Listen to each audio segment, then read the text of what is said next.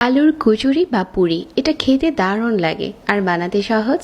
বিকেলের নাস্তার জন্য এর চাইতে সেরা কোনো রেসিপি হতে পারে না। 1 কাপ ময়দা নিয়ে নিচ্ছি, এর পরিবর্তে আটাও নিতে পারেন। সাথে 1/4 কাপ সুজি দিয়ে দিচ্ছি, 1 চামচ লবণ আর 1 টেবিল চামচ দিয়ে দিচ্ছি ঘি। চাইলে এখানে 1 টেবিল চামচ তেলও দিতে পারেন। তো ময়দার সাথে সবগুলো উপকরণ এরকম হালকা করে একটু মিশিয়ে নিচ্ছি। তেলটা একটু ভালো করে মেশাতে হবে। তারপর কুসুম গরম পানি দিয়ে একটা সফট গোলা বানিয়ে নিচ্ছি। ময়দা দিয়ে আপনি যাই বানান না কেন, কুসুম গরম পানি দিয়ে যদি গোলাটা করেন এটা তাড়াতাড়ি সফট হয়ে আসে। রেস্টে দিয়ে দিচ্ছি আর ততক্ষণে আমরা আলুর পুরটা রেডি করে নিচ্ছি। চুলায় প্যান বসিয়ে 2 টেবিল চামচ রান্নার তেল, 1/2 চা চামচ আস্ত জিরা দিয়ে দিলাম ফোড়নের জন্য, আর 3 থেকে 4টার মতো পেঁয়াজ কুচি। পেঁয়াজটা এখন একটু নরম করে ভেজে নিচ্ছি। যখন কালারটা এরকম চেঞ্জ হতে শুরু করেছে ওই পর্যায়ে এখানে আমি গুঁড়া মশলা দিয়ে দিচ্ছি। 1/4 চা চামচ হলুদ গুঁড়া, 1/2 চা চামচ লাল মরিচের গুঁড়া, 1/4 চা চামচ দিয়ে দিচ্ছি ধনিয়ার গুঁড়া, আর 1/4 চা চামচ দিয়ে দিলাম ভাজা জিরার গুঁড়া।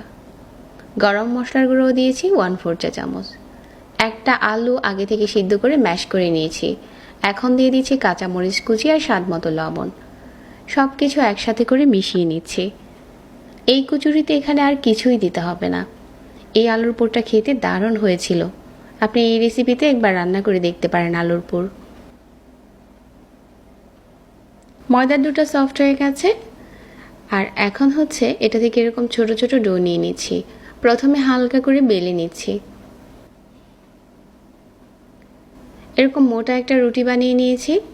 আর এখন যে আলুর পুরটা আগে থেকে রান্না করেছিলাম এটা মাঝ বরাবর দিয়ে সাইড থেকে এভাবে করে মুড়িয়ে দিচ্ছি। এখন অনেকেই ডুবো তেলে ভেজে খেতে চান না, তারা চাইলে কিন্তু অল্প তেলে ভাজতে পারেন, আবার চাইলে এটা ভাপে সিদ্ধ করেও খেতে পারেন।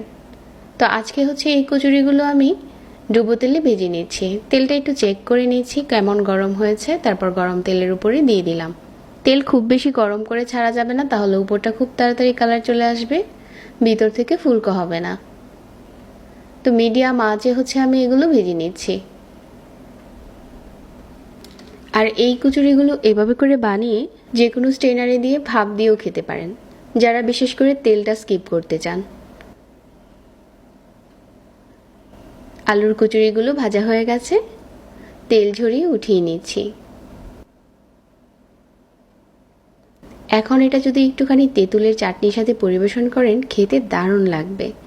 ঝটপট বানানো হয়ে গেল আলুর কচুরি। যারা বিকেলের নাস্তার জন্য সহজ কিছু খুঁজছেন এটা হতে পারে সেরা রেসিপি। এখন চলুন একটা ভেঙে শেয়ার করি এটা কতটা ফুলকো হয়েছে ভিতর থেকে, আর উপরটা হয়েছে অনেক ক্রিস্পি। আজকের সহজ রেসিপি ভালো লাগলে পেজ ফলো করে রাখবেন। সবাই অনেক ভালো থাকবেন। আজকে এখানে বিদায় নিচ্ছি। আল্লাহ হাফেজ।